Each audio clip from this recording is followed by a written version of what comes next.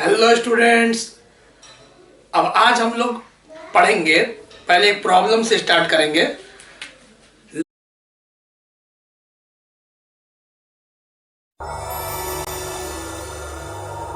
Hello students, अब आज हम लोग पढ़ेंगे, पहले एक प्रॉब्लम से स्टार्ट करेंगे। लास्ट क्लास में बताए थे एनर्जी डायग्राम। आई होप कि एनर्जी डायग्राम आप लोग याद कर लिए होंगे। और एक टॉपिक पढ़ाए थे एक्साइटेशन एनर्जी, जिसमें लोअर ऑर्बिट से हम लोग एनर्जी देते थे इलेक्ट्रॉन को ताकि वो हायर ऑर्बिट में जंप मार दे। तो एक क्वेश्चन है, क्वेश्चन से स्टार्ट करते हैं। राइट द फर्स्ट थ्री, पहला तीन excitation energy, right first three excitation energy of H atom. अब देखिए, एक्साइटेशन एनर्जी तो हो सकता है किसी भी लोअर ऑर्बिट से हायर ऑर्बिट पे ले जाने के लिए। उसका हम फॉर्मूला दे दिए हैं कि अगर N1 दिया रहा है और N2 दिया रहा है, कुछ भी N1 हो सकता है, थर्ड ऑर्बिट से फिफ्थ ऑर्बिट, सिक्स्थ ऑर्बिट से एट्थ ऑर्बिट, कुछ भी दे सकता है। तो उसके फॉर्मूला पुट करके आप एक्साइटेशन एनर्जी निकाल सकते हैं। लेकिन पहला तीन बोल रहा है, पहला तीन। तो देखिए हाइड्रोजन एटम में तो पहला तीन किसको माना गया है? पहला देखिए, पहला तीन। अब हम लोग को पहला तीन निकालने के लिए first orbit, second orbit, third orbit और फोर्थ ऑर्बिट। अब सबको याद होगा एनर्जी डायग्राम में फर्स्ट एनर्जी लेवल का एनर्जी था -13.6 इलेक्ट्रॉन वोल्ट, सेकंड ऑर्बिट था -3.4 इलेक्ट्रॉन वोल्ट, थर्ड ऑर्बिट था -1.51 इलेक्ट्रॉन वोल्ट और फोर्थ ऑर्बिट था -0.85 इलेक्ट्रॉन वोल्ट। अब इलेक्ट्रॉन को, यहां पे इलेक्ट्रॉन है ग्राउंड स्टेट में, ग्राउंड स्टेट में मान लीजिए इलेक्ट्रॉन है। पहला तीन के लिए अभी बात कर रहे हैं, फर्स्ट थ्री एक्साइटेशन एनर्जी, ठीक है। तो अगर इसको कितना एनर्जी दे दे हम कि ये सेकंड में चला जाए, मान लीजिए ग्राउंड स्टेट में कितना दे दे तो थर्ड में चला जाए, कितना दे दे कि फोर्थ में चला जाए, तो यही आपका फर्स्ट एक्साइटेशन एनर्जी है। ये सेकंड एक्साइटेशन और ये थर्ड एक्साइटेशन एनर्जी है किसका? हाइड्रोजन एटम का। बाकी तो एक्साइटेशन एनर्जी कोई लोअर से कोई हायर हो सकता है, लेकिन जब बोले फर्स्ट थ्री तो यही होता है। तो आइए कैलकुलेट करते हैं। पहला डेल्टा E1 एक्साइटेशन एनर्जी, तो कहां से कहा? E2 माइनस E1, मतलब कि फर्स्ट E1 से E2 भेजना है तो फाइनल माइनस इनिशियल कीजिए। तो आपको कितना एनर्जी देना पड़ेगा? तो -3.4 माइनस माइनस प्लस 13.6 सॉल्व कीजिए, ठीक है। 10.2 इलेक्ट्रॉन वोल्ट आ जाएगा। सब्ट्रैक्ट करिए इसको इससे, मतलब कि अगर आप 10.2 इलेक्ट्रॉन वोल्ट का एनर्जी दे दिए तो ये यहां से यहां आ जाएगा। और याद रखिएगा, अगर 10.2 से कम दिए तो फिर ये यहीं पे रह जाएगा, रिजेक्ट कर देगा। इलेक्ट्रॉन बोलेगा हमको नहीं चाहिए वो एनर्जी, वो रिजेक्ट कर देगा। कोई बच्चा बोलेगा इससे ज्यादा दे दिए, तो इससे ज्यादा भी देंगे तो इसको इतना ही चाहिए यहां से यहां कूदने के लिए, ठीक है। चलिए अब जैसे कि second excitation energy, second excitation energy में इसको यहां से यहां ले जाना है, इसको यहां से यहां ले जाना है। तो चलिए सेकंड एक्साइटेशन एनर्जी में हो गया E3 माइनस E1, 1 से 3 ले जाना है, फाइनल माइनस इनिशियल। तो कितना हो गया? -1, 13.6 सॉल्व कीजिए, 12.09 इलेक्ट्रॉन वोल्ट आएगा। मतलब कि इतना एनर्जी दीजिएगा तब ये यहां से यहां आ जाएगा, ठीक है। और फिर डेल्टा E3, डेल्टा E3 आपका हो जाएगा E माइनस E1, तो -0.85 माइनस माइनस प्लस 13.6 सॉल्व कीजिए, 12.75, ठीक है। इसको आप कैलकुलेट कर लीजिएगा, 13.6 और क्या बोला 0.85 आ जाएगा उतना, ठीक है। तो यहां से एक, यहां पे 0 है तो एक हटाइएगा तो 5 आ गया 10 में से, और फिर 5 इधर से गया 6, सही है, ठीक है। और इसको आप अपना सब्ट्रैक्ट कीजिए तो 12.75 इलेक्ट्रॉन आ रहा है आपका, ठीक है। तो चलिए ये तो हो गया आपका भाई excitation energy, delta E1, delta E2, delta, मतलब कि अगर 12.75 हम लोग इतना दें तब फिर इलेक्ट्रॉन यहां से यहां पे कूद जाएगा, जंप कर जाएगा। तो ये पहला तीन जो एक्साइटेशन एनर्जी, इसको याद कर लीजिए, 10.2, 12.09 12.75 इलेक्ट्रॉन वोल्ट। इसको एकदम याद कर लीजिए। चलिए इसको नोट करिए पहले आप लोग। पहला 3 एक्साइटेशन एनर्जी,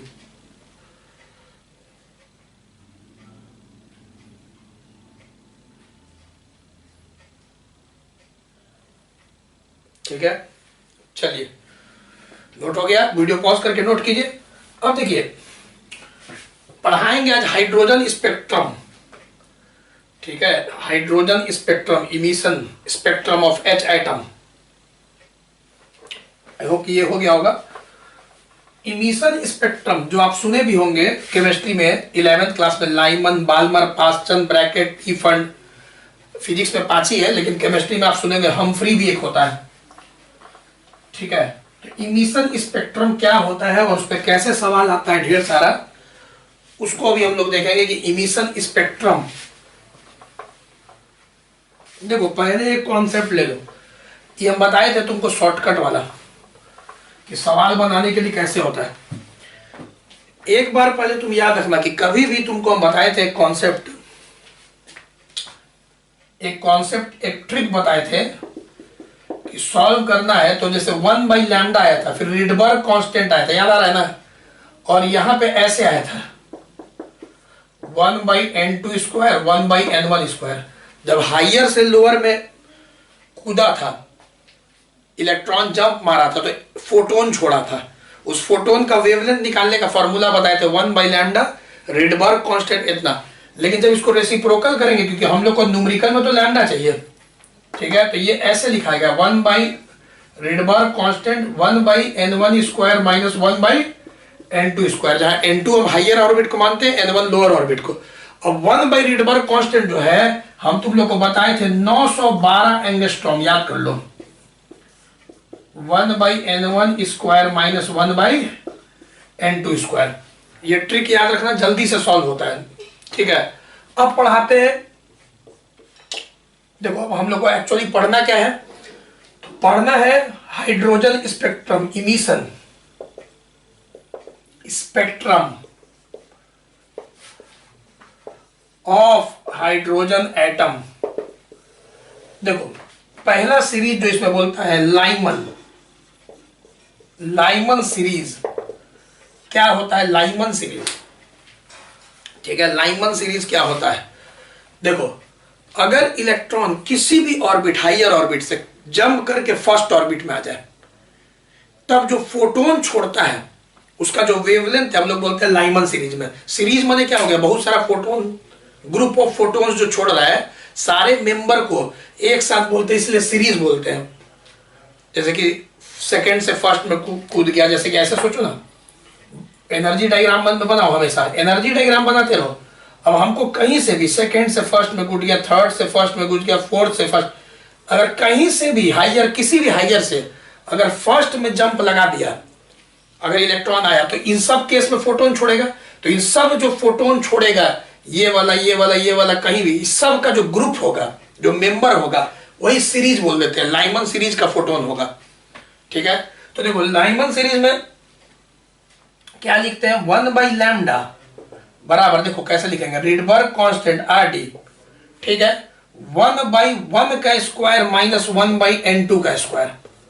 अब देखो यहां 1 हो गया, रिडबर्ग कांस्टेंट 1/n, मतलब कि कहीं से भी, किसी भी हाइयर से, समझ में आ रहा हो, किसी भी हाइयर ऑर्बिट से कहां कूद गया, ठीक है, किसी भी हाइयर ऑर्बिट से कहां कूद गया, लोअर ऑर्बिट में कूद गया, ठीक है।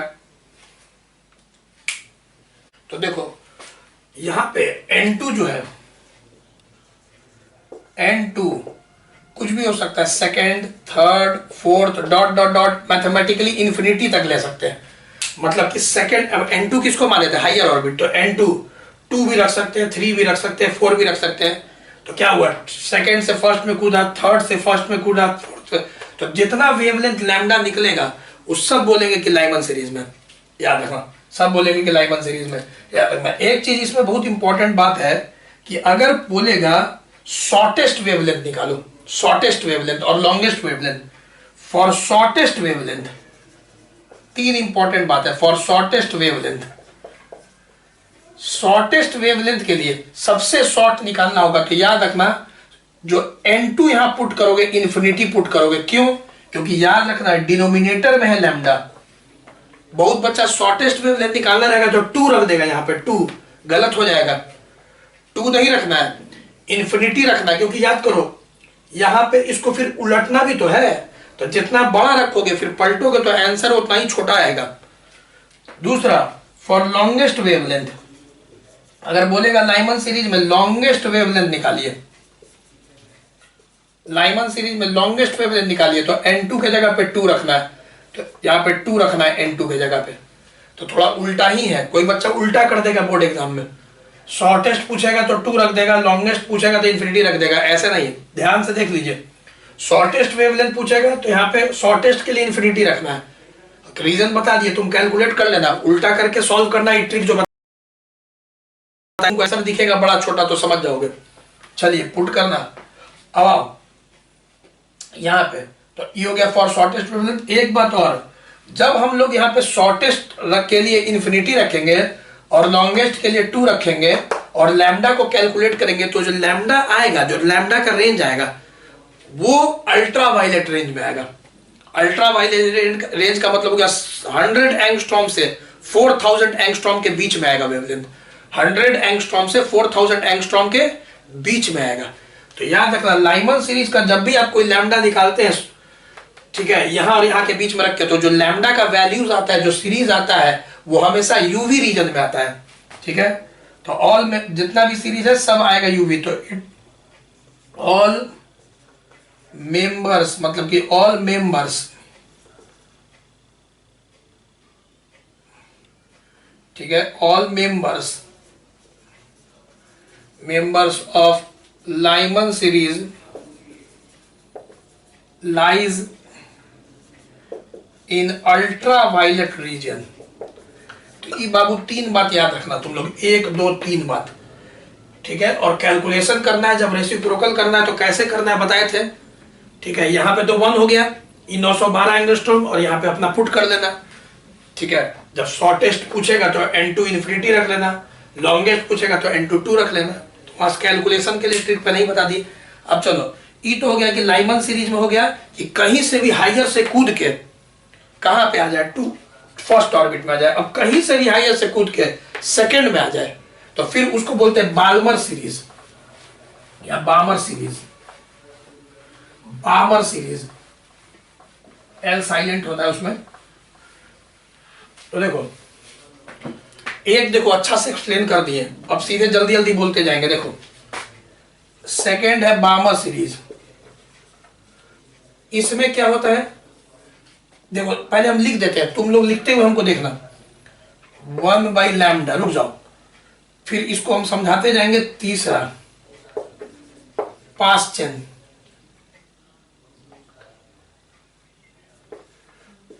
Chain series. चौथा ब्रैकेट सीरीज। पांचवा पी फंड सीरीज, ठीक है। और 5 ही रहे, फिजिक्स के बुक में 5 ही है, हमफ्री भी तुम लिख सकते हो, हमफ्री भी होता है, ठीक है। तो अब देखो, लिखने का पहले तुम स्टाइल देखो, पहले फॉर्मूला को याद कर लो, पहले याद फिर कभी नहीं भूलोगे। देखो, रिडबर्ग कांस्टेंट तो अपने जगह पे है, आर डी या आर जो भी थी नोट करो। रिडबर्ग कांस्टेंट 1.09 से था, 1.09 इंटू 10⁻⁷, लेकिन उसका रेसिप्रोकल ज्यादा अच्छा है, 912 एंगस्ट्रॉम। तो यहाँ पे क्योंकि उल्टा तो करना ही पड़ता है, बार बार एक ही चीज बोल रहे हैं। अब देखो कैसे, कहीं से भी कूद के हाइयर से सेकंड में आ जाए, तो कहीं से भी क्या, थर्ड से सेकंड, फोर्थ से सेकंड, तो कहीं से भी कूद के सेकंड में आ जाए, कहीं से भी कूद के थर्ड में आ जाए, कहीं से भी कूद के फोर्थ में आ जाए, कहीं से भी कूद के फिफ्थ में आ जाए। मेरे ख्याल से अब तुम नहीं भूलोगे। यहाँ वाला कहीं से भी कूद के फर्स्ट में आ जाए, सेकंड में आ जाए, थर्ड में आ जाए, फोर्थ में आ जाए, फिफ्थ में आ जाए। हमफ्री लिखते तो 6th में आ जाए, ऐसे फिजिक्स में 5 है, हमफ्री लिखते तो 6th में आ जाए। समझ में आ रहा होगा। तो ई हो गया। अब इधर वाला तुम्हारा यहाँ पे ऐसे लिख दो। पहले देखो, ऐसे लिखने से क्या हो रहा है कि याद हो रहा है तुमको, फॉर्मूला याद हो रहा है। एक बार याद हो जाएगा तो सवाल तो बन ही जाएगा। हो गया। अब यहाँ पे बताओ, इस केस में जल्दी से बताओ, n2 n2 क्या हो सकता है, 3 4 5 डॉट डॉट डॉट इन्फिनिटी। तो 3 से 2 में, 4 से 2 में, 5 से 2 में, तो सारा वेवलेंथ जो आएगा बोलेंगे वो बामर सीरीज में सेम टू सेम। अब N2 क्या होगा इस केस में, क्या होगा 4 5 6, तुम लोग समझ गए हो। फिर इसमें क्या चीज होगा 5 6 7 डॉट डॉट डॉट इंफिनिटी। फिर इसमें क्या होगा N2 6 7 8 dot dot dot infinity. अब एक बात बताओ, अब तीनों बात फिर से अच्छा से सुनना।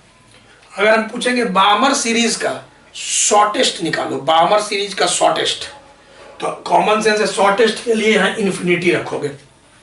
किसी भी सीरीज का शॉर्टेस्ट पूछेगा, जैसे इसका शॉर्टेस्ट पूछा तो इंफिनिटी ही रखना है। किसी भी सीरीज का शॉर्टेस्ट वेवलेंथ पूछेगा तो N2 के जगह इंफिनिटी रखना है। लेकिन बामर सीरीज का लॉन्गेस्ट वेवलेंथ पूछेगा तो 3, पास्चन सीरीज का लॉन्गेस्ट वेवलेंथ पूछेगा तो 4 रखेंगे, ब्रैकेट सीरीज का लॉन्गेस्ट पूछेगा तो 5 रखेंगे, पीफंड सीरीज का लॉन्गेस्ट पूछेगा तो 6 रखेंगे, समझ गया। लेकिन शॉर्टेस्ट पूछेगा किसी का भी तो N2 के जगह इंफिनिटी ही रखेंगे और फिर सॉल्व करके लैम्डा निकाल देंगे वो। क्लियर? तो ई पहले याद कर लो, पहला बात समझ गए, ये दोनों बात समझ गए सबके लिए। फिर all members of Lyman series का दोगे यूवी। इसका जब हम लोग लॉन्गेस्ट और शॉर्टेस्ट निकालेंगे 3 और इंफिनिटी रख के, तो जो रेंज देखेंगे वेवलेंथ का वो विजिबल में आ जाता है। मतलब 4000 एंगस्ट्रॉम से 7000 एंगस्ट्रॉम के बीच में, 7000 एंगस्ट्रॉम 4000 एंगस्ट्रॉम से 7000 एंगस्ट्रॉम के बीच में, इसका मतलब विजिबल मतलब कि दिखेगा। तो it lies, it LIES lies in visible region. तो ये विजिबल रीजन होता है। बाकी सब का जब वेवलेंथ का रेंज देखते हैं तो इंफ्रारेड में लाई करता है। तो हम लोग के आंख को सिर्फ कौन दिख सकता है, बामर सीरीज का वेवलेंथ। ये पूछता है बोर्ड एग्जाम में, ये ध्यान देना कि बामर सीरीज का जो वेवलेंथ होता है वही बस हम लोग के आंख को दिखता है, विजिबल रेंज में आता है। बाकी सब इसके बाद हो जाएगा, ये सब हम लोग के आंख को नहीं दिखता है। It lies in infrared reason, it lies in infrared reason.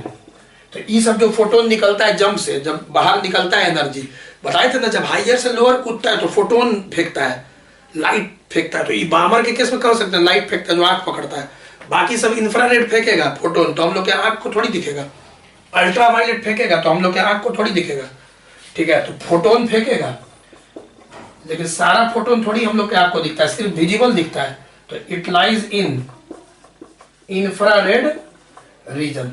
तो आई होप कि ये 3 बात तुम तीनों सब के लिए कर लोगे भाई, कि शॉर्टेस्ट वेवलेंथ के लिए सबके लिए N2 इंफिनिटी, लॉन्गेस्ट के लिए इसमें 2, इसमें 3, इसमें 4, इसमें 5, इसमें 6, ठीक है। और फिर किस सीरीज में आता है वो भी पुट कर लेना।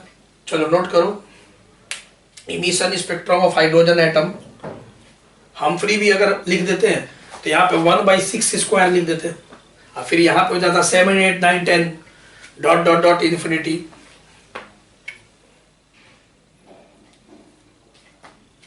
तो देखो बच्चों, अब जो बोर्स थ्योरी हम लोग पढ़े उसका कुछ ड्रॉबैक भी है, लिमिटेशन भी है। हम तुमको बताए थे कि फर्स्ट पोस्टुलेट पे कि बोर माना कि सर्कुलर ऑर्बिट, तो कोई लॉजिकल भाई नहीं है, कि कोई लॉजिक नहीं बताया कि सर्कुलर है क्यों होगा, इलिप्टिकल भी तो हो सकता है। फिर क्या बताए थे कि बोर्स थ्योरी जो है शुरुआती पे बताए थे तुमको कि वो एक ही इलेक्ट्रॉन के एटम के बारे में समझाता है, जिसको हाइड्रोजन एटम या हाइड्रोजन लाइक एटम बोलते हैं। इसको समझाए थे। हाइड्रोजन लाइक एटम मतलब क्या, कि हाइड्रोजन हीलियम के पास 2 इलेक्ट्रॉन है, एक निकाल लो तो एक ही बचेगा। लिथियम, हाइड्रोजन हीलियम लिथियम के पास 3 है, 2 निकाल लो तो एक ही बचेगा। तो बोर्स थ्योरी हाइड्रोजन के लिए है, हीलियम प्लस के लिए है, लिथियम डबल प्लस के लिए, मतलब इसको बोलते हैं हाइड्रोजन लाइक एटम्स, जिसके पास 1 इलेक्ट्रॉन है, ठीक है। तो बोल रहा है it can not explain the atoms for more than 1 electron. तो it can not explain the atoms for more than 1 electron. 1 electron से ज्यादा किसी एटम के बारे में है तो उसको एक्सप्लेन नहीं करता है बोर्स थ्योरी, पहला ड्रॉबैक। सिर्फ ऐसे एटम के लिए वो पूरा जो हम लोग निकाले थे रेडियस, स्पीड, इतना जो डेरिवेशन किए थे, वो सिर्फ वैसे एटम के लिए जिसके पास 1 इलेक्ट्रॉन है। हाइड्रोजन एटम के लिए हम लोग ऐसे किए थे। फिर it gives no logical explanation for considering the orbit as circular. बोलता है कि रट लो भाई कि सर्कुलर ऑर्बिट होगा, जबकि elliptical orbits are also possible. जबकि ऑर्बिट जो है इलिप्टिकल भी हो सकता है, लेकिन अभी हम लोग तो पोस्टुलेट था, फर्स्ट पोस्टुलेट के मानते हैं कि सर्कुलर है। तीसरा बोलता है कि हम लोग अभी जो पीछे निकाले थे 1/λ जो डिराइव किए थे, तो हम लोग लैम्डा निकल जाएगा तो फ्रीक्वेंसी भी निकल जाएगा। तो वेवलेंथ और फ्रीक्वेंसी हम लोग निकाल लेते हैं जब इलेक्ट्रॉन हायर ऑर्बिट से लोअर ऑर्बिट में कूदता है, तो पता कर लेते हैं क्या वेवलेंथ होगा, क्या फ्रीक्वेंसी होगा। But does not tell about their relative intensities of spectral lines. लेकिन जब मान लो कि 3 से 1 में कूदा या 2 से 1 में कूदा, तो जो फोटोन फेंकेगा उसके इंटेंसिटी के बारे में नहीं पता था, खाली बताता है क्या वेवलेंथ होगा, क्या फ्रीक्वेंसी होगा। इंटेंसिटी का जानकारी बोर्स थ्योरी नहीं देता है। तो ये 3 ड्रॉबैक है, याद कर लो। कभी कभी आता है राइट टू ड्रॉबैक्स, तो 2 तो कम से कम तुमको याद होना चाहिए कि राइट टू लिमिटेशंस, ठीक है, ऑफ बोर्स थ्योरी या ड्रॉबैक्स ऑफ बोर्स थ्योरी। तो ये तुम याद कर लो। तो देखो पूरा ये चैप्टर हो गया, ठीक है। इस पे सारा तुम अच्छा से करो। 1-2 सवाल आता है इस पे। एटम हम लोग का खत्म हो गया। अब न्यूक्लियस, ठीक है, न्यूक्लियस हम लोग देखेंगे जो कि बहुत छोटा है। एटम से याद रखना कुछ रिमूव नहीं हुआ है। एटम में सारा टॉपिक मैंने पढ़ा दिया, ठीक है। रदरफोर्ड पढ़ा दिया, बोर्स थ्योरी में पूरा डेरिवेशन पढ़ा दिया। हाइड्रोजन एटम का था, देखे होगे एनसीईआरटी में, ठीक है। उसके बाद जो इमिशन स्पेक्ट्रम था वो पढ़ा दिया, आयोनाइजेशन एनर्जी पढ़ा दिया, एक्साइटेशन एनर्जी पढ़ा दिया। फिर एक डी ब्रॉगली एक्सप्लेनेशन पढ़ाया था बोर सेकंड पोस्टुलेट के लिए, वो भी लास्ट वीडियो में पढ़ाया, ठीक है। तो 6 टॉपिक जो था पढ़ा दिया, सारा टॉपिक था, इसमें कुछ डिलीट नहीं हुआ है। डिलीट हुआ है न्यूक्लियस से। न्यूक्लियस में खाली हम लोग को कंपोजिशन के बारे में पढ़ना है और न्यूक्लियर फोर्स का डेफिनेशन पढ़ना है और न्यूक्लियर फिजन और फ्यूजन का डेफिनेशन पढ़ना है। तो कंपोजिशन ऑफ न्यूक्लियस पढ़ना है। तो न्यूक्लियस में एंटर करेंगे, इतना पढ़ो और प्रैक्टिस करो, ठीक है। कहीं डाउट हो तो सेंटर पे आओ, पूछो। कहीं भी इसमें कहीं भी कॉन्सेप्ट में दिक्कत होता है तो सेंटर पर रहते हैं हम, आके पूछते रहो, ठीक है। नोट करो।